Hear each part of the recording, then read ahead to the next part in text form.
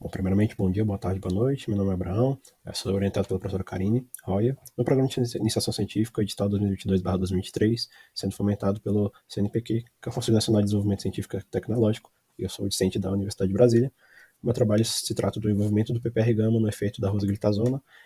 e do GQ16 na fosforilação da ERK1 e 2 em cultura de macrófagos. Dando introdução, então, à minha temática, segundo a Organização Mundial da Saúde, nós temos que, atualmente, cerca de 422 milhões de pessoas convivem com diabetes tipo 2,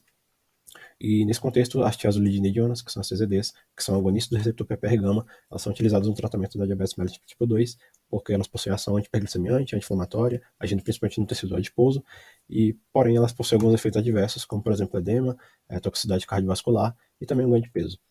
Dando contexto sobre a questão dos PPRs, eles são receptores ativados por polifiladores peroxissomais, eles pertencem à superfamília dos receptores nucleares, e dentre os seus três isotipos eu vou destacar o PPR-gama, o qual é mais expresso no tecido adiposo, está relacionado à sensibilização à insulina na ADM tipo 2, e é responsável pela transcrição de alguns genes do metabolismo lipídico e da glicose, né? E dentre as vias de sinalização que estão relacionadas à questão da resistência insulínica, nós temos, por exemplo, a via da ERK, que ela fosforila a serina 273 do PPR-gama, promovendo essa resistência insulínica. Então, o objetivo do nosso estudo vai ser verificar se os efeitos do GQ16 e da rosglitazona, que são agonistas do PPR-gama, se esses efeitos na sinalização da via ERK1 e 2 na cultura de macrófagos podem ou não ser atribuídos ao receptor PPR-gama. Bom, nós fizemos controle de células. Inicialmente, nós expandimos esses macrófagos em uma placa, depois plaqueamos placas com 6 postos, fazendo um tratamento inicialmente com um antagonista de PPR-gama, T007, por 30 minutos. Depois nós fizemos o tratamento com os agonistas, primeiro o veículo, controle o DMSO, e os agonistas rosglitazona e o GQ16. E por fim, nós fizemos, depois de 30 minutos, o tratamento com o LPS por 15 minutos.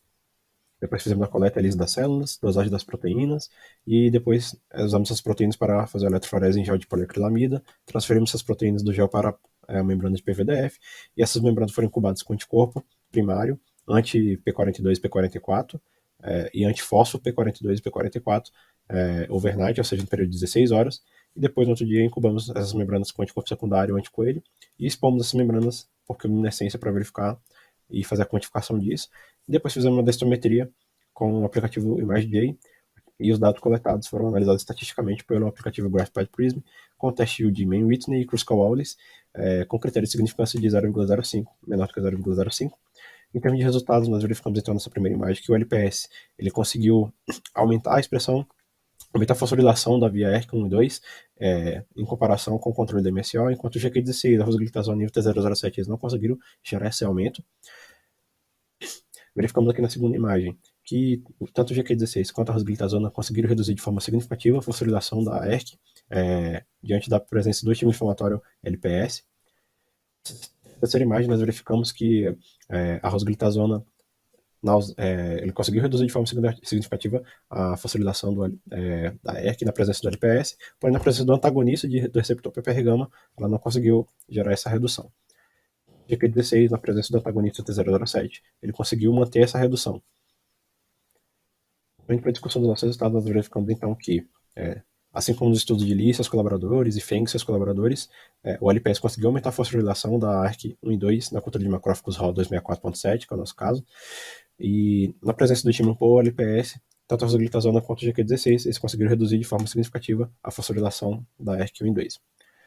Na presença do antagonista T007, o GQ16 conseguiu manter essa redução na fosforilação da ERK, e o possível mecanismo pelo qual o GQ16 conseguiu reduzir essa fosforilação não está relacionado ao receptor PPR-gama, mas, assim como os outros estudos já demonstram, alguns TZDs agem por outros receptores, como os acoplados à proteína G, a exemplo do GPR40, então provavelmente o GQ16 conseguiu agir por outro meio que não o PPR-gama. E no caso da rosglitazona, que ela não conseguiu manter essa redução diante do antagonista, o T007, provavelmente foi porque ela conseguiu agir por intermédio do PPR-gama. As limitações do nosso estudo são que nós não realizamos tratamento com tempos e doses diferentes para fazer as comparações na fosforilação nesses casos, e também não fizemos avaliação em modelos animais, em vivo no caso, para verificar se haveria alterações ou não. Então, concluindo nosso estudo, nós verificamos que tanto o GQ16 e a rosglitazona conseguiram reduzir de forma significativa a fosforilação da ERK1 e 2 na presença do estímulo inflamatório LPS, e no caso do GQ16, também na presença do antagonista conseguiu fazer essa redução. Então, eles fizeram que o GQ16 ele age por vias não genômicas para reduzir essa fosforilação, como, por exemplo, as vias acopladas à proteína G, a exemplo do GPR40, enquanto a rosglitazona age pelo receptor PPR-gama. São nossas referências e eu agradeço a atenção dispensada.